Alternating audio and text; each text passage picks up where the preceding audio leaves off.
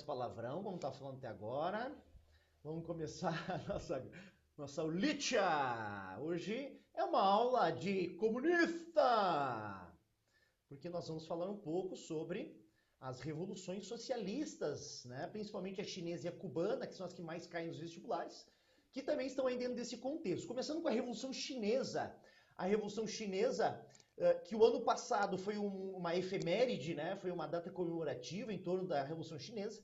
Ela é muito possível de voltar à tona esse ano, tá? É muito comum, um ano depois, né, um período um pouco depois das efemérides, essas efemérides continuarem aparecendo. Por quê? Porque muitas, eu já disse isso para vocês, muitas das pessoas que fazem essas questões de vestibular não são professores de história. E não fazem efemérides por uma questão ideológica, mas sim porque copiam parte das questões do ano anterior. Então, é possível que a Revolução Chinesa volte a ocorrer. É um dos assuntos mais citados hoje, né? Por quê? Porque dentro dessa lógica de habilidade, nós temos a possibilidade de fazer uma relação com os dias atuais. A China está quase ultrapassando os Estados Unidos como a maior potência do mundo. A China é um centro econômico fortíssimo, né? O mais forte, o mais próspero do mundo hoje. Os caras vieram para cá para construir um canal para concorrer com o canal do Panamá, para ter uma ideia, para não ter que pagar para os americanos o valor da transposição da mercadoria deles do Oceano Pacífico do Atlântico para o Pacífico, né? Então ele é uma gigante essa. Aí, da onde que vem essa China comunista gigante dos dias atuais? Nós temos que retomar a história da Revolução Chinesa, tá? Então a China, ela vai ser duramente explorada, colonizada, dentro daquele processo que nós chamamos de imperialismo ou de neocolonialismo, perfeito? Isso quer dizer que até o final do século XIX, a China estava sendo tutelada pela Inglaterra, ou seja, estava sendo colonizada pela Inglaterra. Nós tivemos aí no período de colonização inglesa na China uma série de confrontos que também nos retomam, né, que também nos levam a lembrar, que é basicamente a Guerra do Ópio, a Guerra dos Boxers, que eu estou citando aqui para vocês, onde há uma demonstração de luta contra o domínio inglês. A Guerra dos Boxers, ela já está ali no início do século XX, já está em 1901. Ou seja, é também conhecida como o grupo dos punhos fechados, né? Ou que era um grupo de pessoas que dominavam artes marciais e usam essas artes marciais para tentar expulsar o dominador inglês. Na realidade, os chineses eles têm um receio muito grande com a presença estrangeira, porque como eles tiveram uma exploração externa durante muitos e muitos anos, eles não gostam da presença estrangeira. Tá? É o que vai levar, por exemplo, à ruptura sino-soviética que nós vimos lá no outro material de Guerra Fria. A separação entre a União Soviética e a China, as duas se mantendo comunistas, mas deixando de ser amigas. Essa ruptura ocorre basicamente por causa da presença russa no território chinês. E os chineses têm aversão à presença estrangeira no seu território. Isso começa, então, lá no período colonial, né, no período de imperialismo. Só que os chineses vão conquistar a sua independência plena em 1911. Tá? Então, é o fim do Império Chinês, dominado pelos britânicos, e começa, então, uma república chinesa. Essa República Chinesa, quando ela é formada em 1911, ela é comandada por um grupo capitalista chamado Partido Nacionalista, tá? Também conhecido na língua local como Kuomintang, certo? Difícil isso aí. E o grande líder desse grupo político que domina a China após o fim do Império e o início da República, nós temos então o líder Sun Yat-sen, perfeito? Prestem bem atenção no que eu vou dizer para vocês, gente. Eu já vi questões que fazem relação com a história do Brasil, com a história da China. Por quê? Porque o Brasil também deixou de ser império para ser república. Proclamação da República, 1889, Deodoro da Fonseca. A mesma coisa ocorre na China, só que com outras características históricas, quanto o processo. Mas eles deixam de ser um império e eles passam a ser uma república.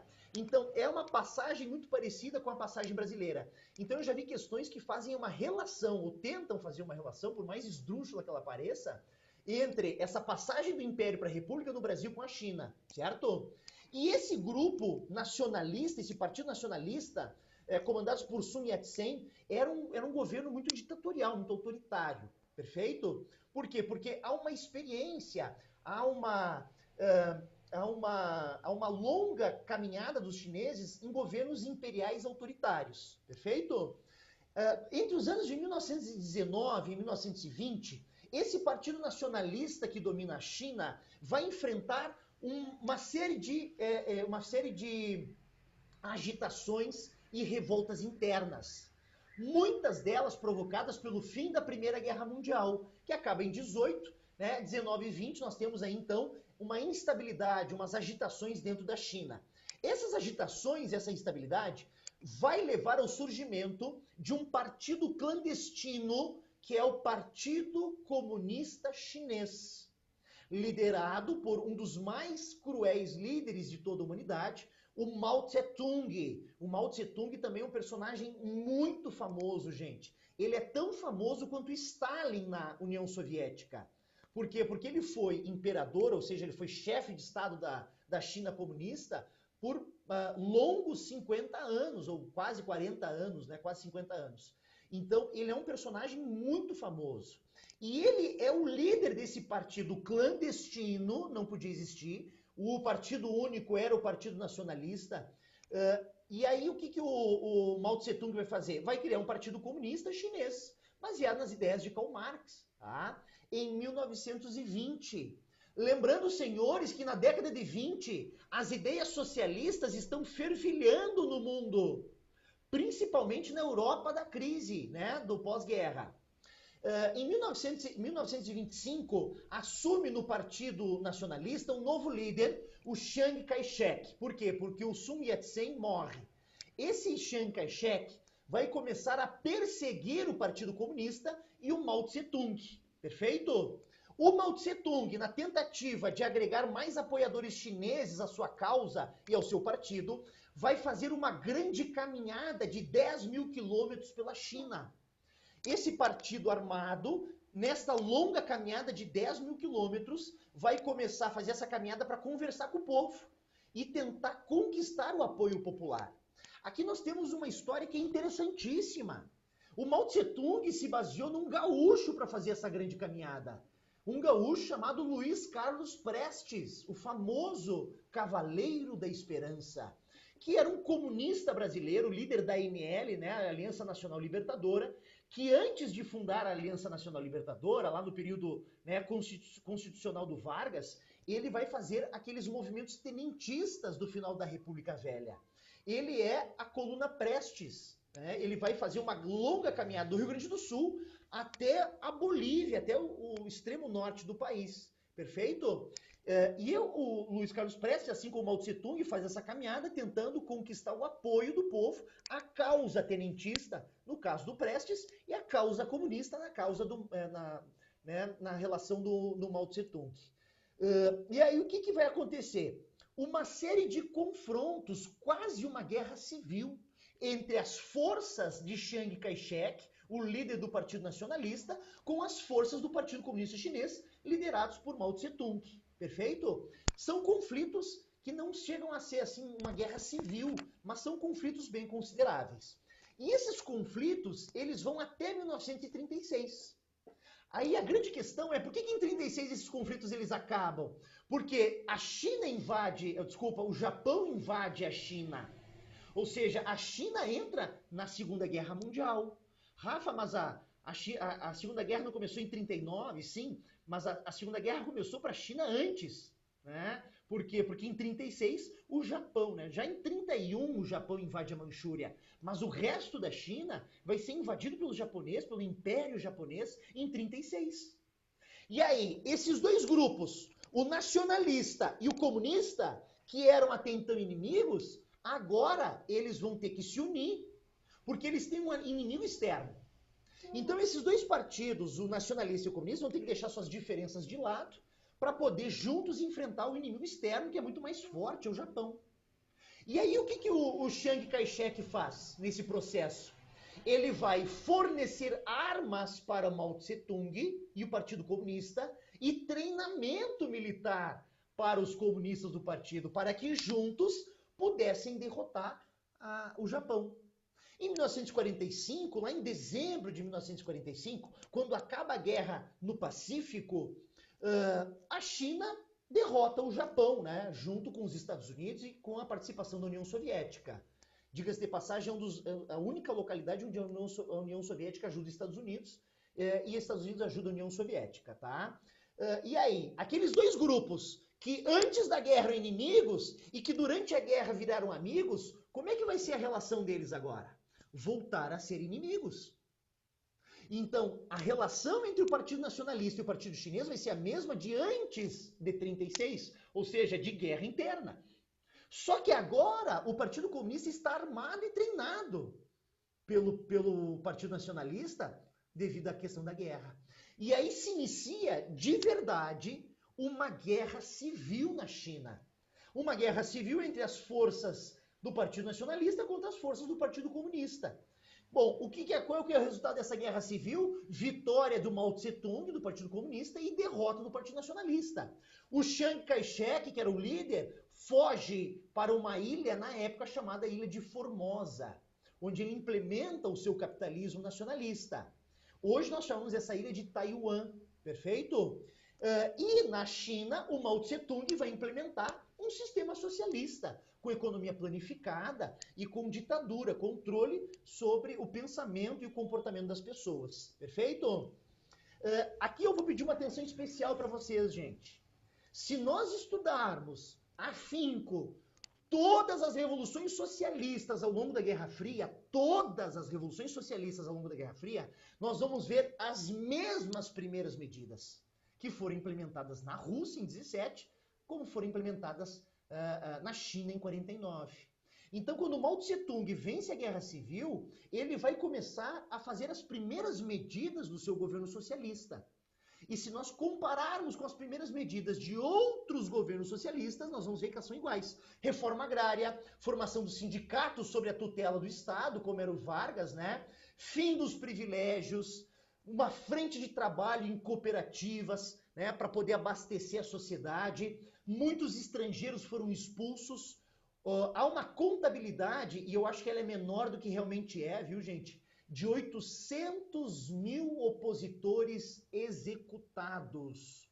Tá? Esses são os dados oficiais que alguns historiadores levantam. E claro que dentro de um regime totalitário, dentro de um regime autoritário, a gente nunca sabe quais são os números reais, né? Mais ou menos como a gente vive no nosso governo autoritário de hoje, né? A gente não sabe que números a Covid está fazendo no Brasil hoje, porque o governo simplesmente resolveu negar essa informação ao povo. Aqui não é diferente. Só que aqui é explicitamente um governo autoritário, que vai exterminar 800 mil, né? Fora as prisões. Inicialmente, eles vão fazer uma aliança de amizade com a União Soviética, porque o objetivo dos chineses é chegar ao patamar tecnológico dos russos, tá? Então eles vão fazer primeiro uma aliança, até para poder ter transferência de tecnologia, para poder desenvolver a potência China, mas lá na década de 50, há um rompimento das relações entre União Soviética e Rússia. Nós já vimos, né? Entre União Soviética e Rússia é foda. Entre União Soviética e China, que é o conflito, né? A ruptura sino-soviética que nós já vimos. Mas, inicialmente, após a implementação do socialismo, há uma parceria com a Rússia, tá? Em 1956, o movimento das 100 Flores, que é uma espécie de movimento de libertação, onde se dá mais liberdade cultural, de expressão, perfeito? Era uma tentativa do Mao Tse-tung amenizar um pouco essa coisa de ditadura do proletariado, essa coisa de ditadura socialista. Só que as pessoas, ao perceberem essa libertação, vão usar a libertação para bater no governo, para criticar o governo. Então, Mao Tse-tung acaba voltando atrás nessa decisão liberalizante, nessa decisão de trazer mais liberdade de expressão. Esse movimento é conhecido como o movimento das 100 Flores. Em 57, eles vão colocar em prática um grande salto em frente, que é muito parecido com o plano de metas do nosso querido, como é que é o nome dele? O Juscelino Kubitschek, né? Kubitschek, o médico Juscelino Kubitschek, que era 5 anos em 5, né? Aí vocês veem que o Kubitschek era mais pretensioso, né? Era mais era mais prepotente, né, do que o Mao Tse-Tung. O Mao Tse-Tung era mais humilde. Não, 2 anos em 30, né, ou 30 anos em 2, 30 anos em 3. O plano de metas era 50 anos em 5. Mas a lógica é a mesma. É acelerar o desenvolvimento da China para transformar numa potência. E uma nação potente nessa época é sempre relacionada com a teoria da segurança nacional. E aí todos os países usam essa teoria da segurança nacional para fazer ditadura fora do seu país, né, para implementar ditadura interna, né, é argumento para tudo, certo? A teoria da segurança nacional. Por quê? Porque um país economicamente forte é um país que vai estar subjugado em menor escala a outras nações. Entende? Então é uma questão de segurança. Eu não vou ser influenciado pelos outros, eu vou ser influenciador se eu for uma potência. Então, constituir-se potência é o desejo de todas as nações, para poder conversar de igual para igual. O próprio Vargas tem como grande objetivo isso, né? Desenvolver a política de barganha, aquela coisa de negociar de igual para igual, certo? Esse projeto dele fracassou. Eu poderia, inclusive, afirmar que o Juscelino Kubitschek teve mais sucesso do que o Mao Tse-Tung. Aí o Mao Tse-Tung pensou o seguinte, a culpa disso é da cultura capitalista. O povo chinês tem uma cultura capitalista. E por isso que o meu plano econômico de 2 anos em 30 não funcionou. E é por isso que em 1960 ele vai dar início à Revolução Cultural. Porque se na cabeça dele o problema é a cultura capitalista, eu preciso criar uma cultura socialista. Como? Doutrinando as criancinhas na escola. Perfeito? Nasce aqui o que nós chamamos de Revolução Cultural. Moldar o pensamento da juventude nas escolas, que passam a ter um projeto militarizado, super organizado e disciplinado, tá? E uma lavagem cerebral, para que as pessoas aceitem o socialismo no aspecto cultural, no aspecto do pensamento, da mentalidade. Porque, segundo ele, o que não permitiu, né, o desenvolvimento econômico foi essa cultura capitalista. Bom, qual foi o legado deixado por Mao Tse-Tung? Porque ele morreu em 1976. Agora que eu vi o 6 ali. Eu sabia que era 73 ou 76. 76. Ele morre. E qual é o legado que ele deixa? O primeiro legado que ele deixa é a da maldade, né? Ele é um cara ruim. Ele é um genocida. Ele vai matar milhares de pessoas. Ele vai exterminar milhares de pessoas. Ele não se importa com a vida das pessoas, certo?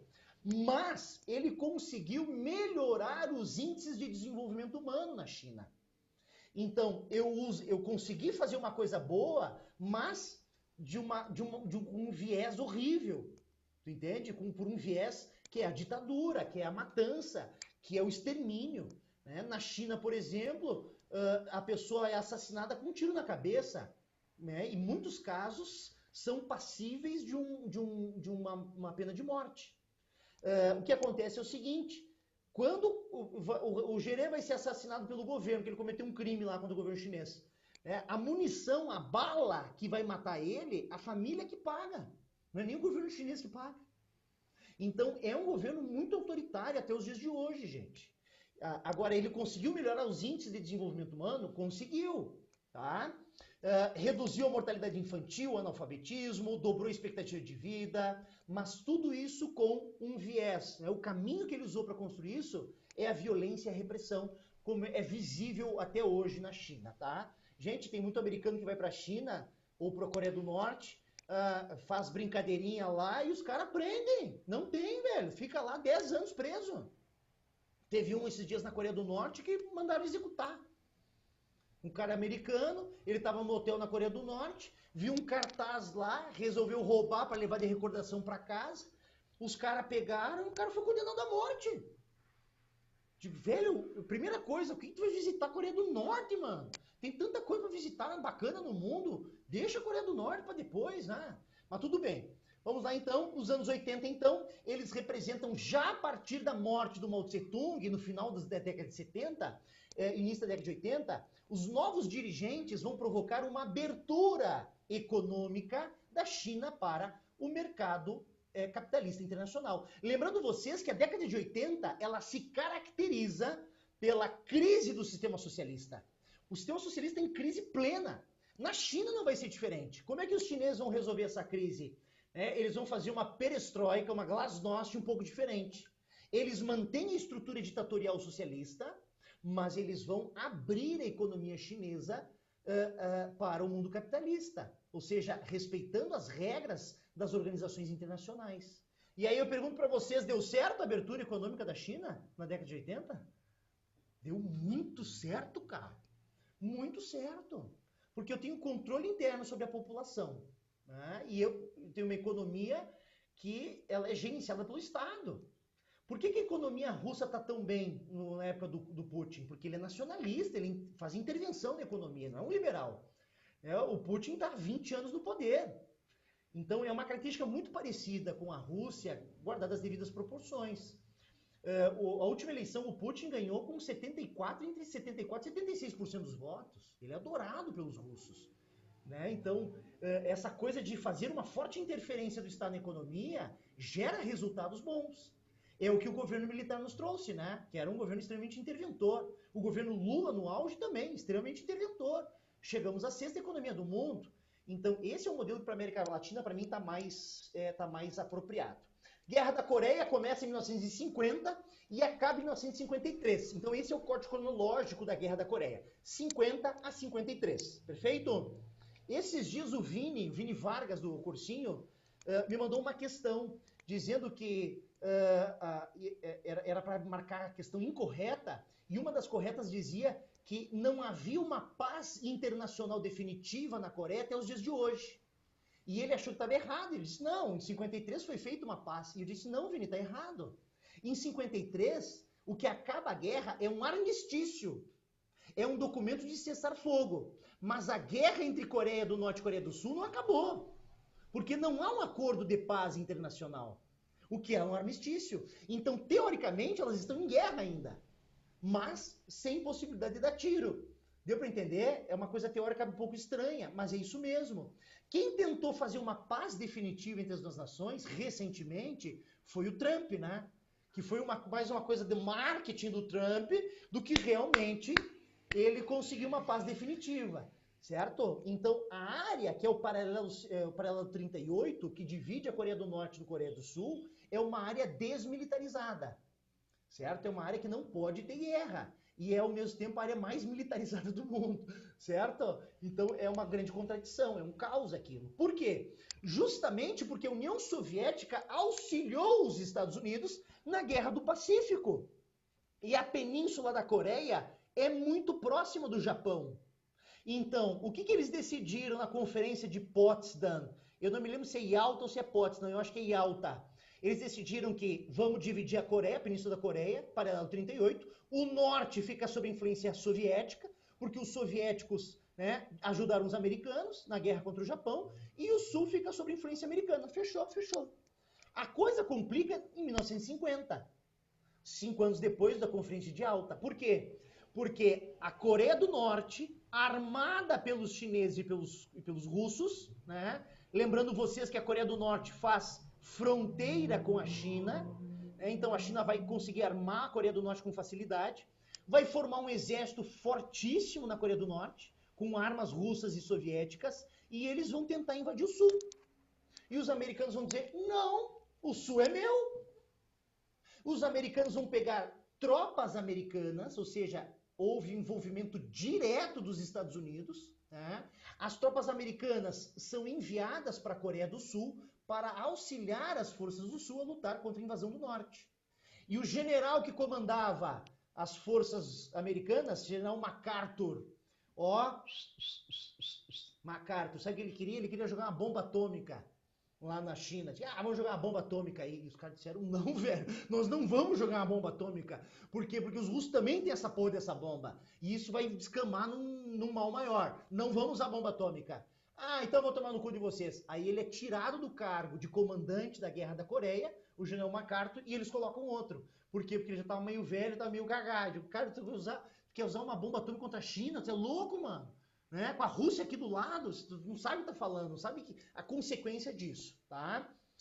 1949, a Coreia do Norte incentivada pela China, né? A China recém fez a sua revolução socialista, a unificação por parte do norte, a intervenção dos Estados Unidos. General MacArthur é um personagem importantíssimo, já vi em questão de vestibular, tá, galera?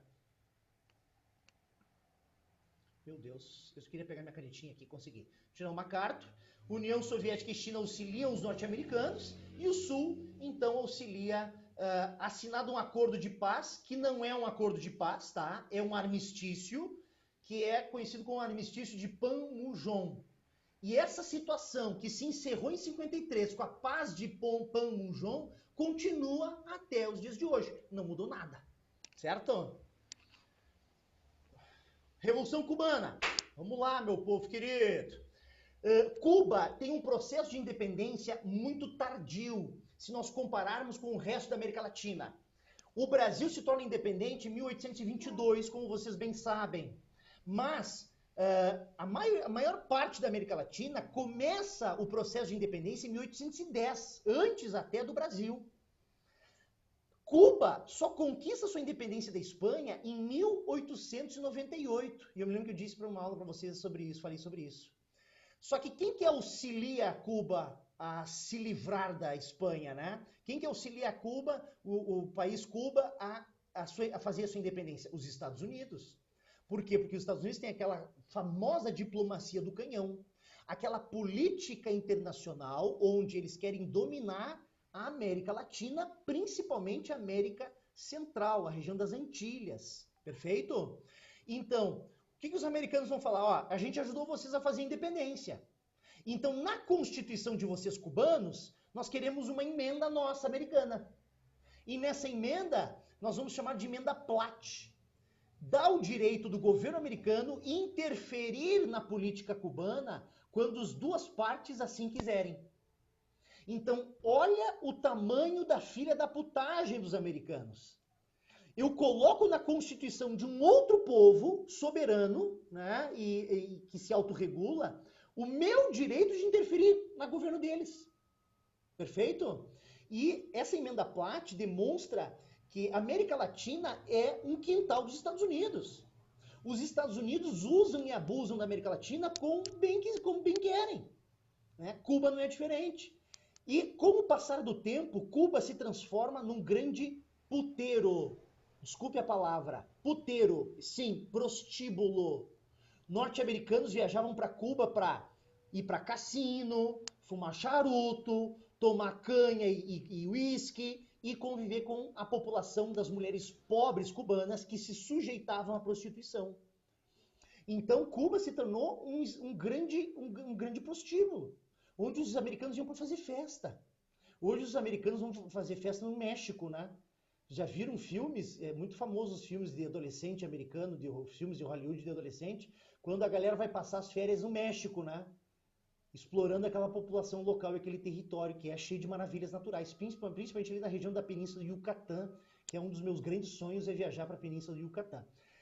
E aí, então, o que acontece? Essa Cuba, filhote dos Estados Unidos, ou seja, ramificação do governo americano, explorada pelos americanos, tinha um ditador chamado Fulgêncio Batista. Esse Fulgêncio Batista era um ditador tão ruim quanto Fidel Castro. Então, eu não concordo com muita coisa do Fidel Castro, viu, gente? Com a maioria das coisas do Fidel Castro, não concordo. O que os cubanos fizeram? Trocaram 6 por meia dúzia. Porque eles tiraram um ditador e colocaram outro. Entende? Esse Fulgêncio Batista era um ditador que exterminava a população local, que roubava a população local, sujeitando a população cubana a viver na miséria, na merda, né? Em situações assim inimagináveis, gente. É a partir dessa situação de vida de merda que o Fulgêncio Batista impõe ao povo para poder conceder dinheiro às empresas americanas ali instaladas, que vai nascer um movimento comunista, um movimento, né, dos barbudos, né, liderados por Fidel Castro. Em 53, Fidel Castro e seu irmão Rui Castro e seu amigo Camilo Cienfuegos, eles vão tentar tomar o poder em Cuba em 53.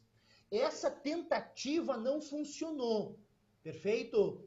Vários revolucionários cubanos foram mortos. O próprio Fidel Castro foi preso pelo sistema cubano de Fulgêncio Batista. Tá? O dia exato, gente, era 18 de julho de 53. Tanto que a próximo movimento revolucionário vai ser chamado Movimento 18 de Julho, em homenagem àqueles que morreram na primeira etapa da Revolução, na primeira fase da Revolução que foi frustrada. Tá? Bom, depois de 22 meses na prisão, o Fidel Castro é libertado e ele não vai ficar em Cuba, ele vai fugir para o México.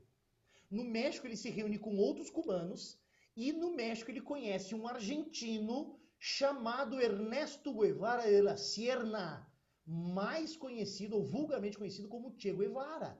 E aqui nós temos um erro que eu já vi alunos cometendo em vestibular. Che Guevara não é cubano, Che Guevara é médico argentino, trabalhava com leprosos, certo? E uma viagem no México que o Che Guevara fez, ele encontrou o Fidel Castro. E ele disse, cara, tu não quer ir lá para Cuba comigo? Nós vamos pegar umas armas aí, nós vamos lá para Mata de Sierra Maestra, em Cuba, e nós vamos fazer guerrilha lá. E o Che, eu quero. Vocês precisam de médico lá? Precisamos, então vamos. E é isso que ele vai fazer. Ele, a partir do México, ele organiza, eu disse 18 de julho, né? É 26 de julho o nome do grupo. Desculpa. Ele organiza um grupo intitulado 26 de julho, que é uma homenagem à data da primeira tentativa de golpe que não deu certo, onde eles vão armados do México para as matas de Sierra Maestra. Por que na mata?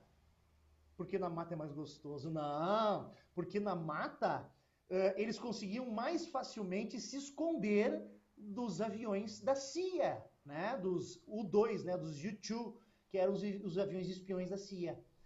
E também dos bombardeios. E eles vão construir não só guerrilha no meio do mato, mas eles vão construir cidades inteiras que estão lá intactas para visitação até hoje. Tá? A pena que a passagem para Cuba é muito mais caro que para outras regiões da América Central.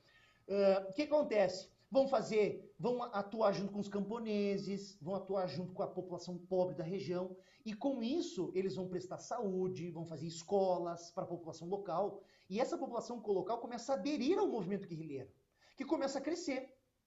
Em janeiro de 1959, os revolucionários decidiram sair das matas de Sierra Maestra e partir para Havana, capital, para dar um fim a Fulgêncio Batista.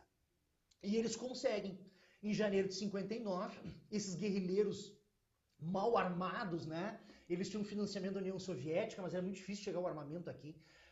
Eles vão até Havana, armados com o povo, e eles destituem do poder o Fulgêncio Batista. E eles passam a implementar, a partir de então, um modelo socialista naquele estado. E aí vão pensar o seguinte, Suelen, nós estamos em 2020, isso ocorreu em 59, e quem manda em Cuba continua sendo os cubanos, a partir de um modelo de organização política que eu acho errado. Né? Eles podiam ter se transformado numa democracia a longo prazo. Agora, é muito admirável um país, né, uma ilha a 100 quilômetros dos Estados Unidos, a maior potência do mundo, historicamente, né, na história recente, constituída na história recente, dizer não para o governo capitalista americano. Os americanos implementaram ditadura no Brasil, implementaram ditadura no Chile, no Uruguai, no Paraguai, em toda a América Latina. Né? Fizeram guerra em todo mundo. Agora, numa ilha a 100 quilômetros do território, eles não metiam um bedelho. Então, isso que me admira, tu entende? O enfrentamento dos cubanos frente à maior potência do mundo. Há tanto tempo. Não é 2 anos, gente, não é 3 anos. Eu estou de 59 a 2020 nessa mesma situação. Então, é isso que apaixona os comunistas mais extremos, tá? Bom, e quais são as primeiras medidas implementadas? Mesma coisa que a China. Mesma coisa que a China, reforma agrária, nacionalização das refinarias de açúcar, principalmente açúcar de beterraba que eles produzem lá, né? Assim como o açúcar de cana-de-açúcar, nacionalização de empresas estrangeiras, que vão passar a ser nacionais, e, obviamente, uma aproximação da União Soviética, que vai ajudar a tutelar essa economia comunista, tá? E um pavor por parte dos americanos, tanto que os americanos em 61 vão tentar invadir o território comunista, não vão conseguir. 62, a crise dos mísseis. Esses 2 tópicos eu expliquei para vocês. Perfeito? Vamos para o Chile? Vamos para o Chile rapidinho? O Chile, em 1970, foi eleito, então, pela Unidade Popular Salvador Allende.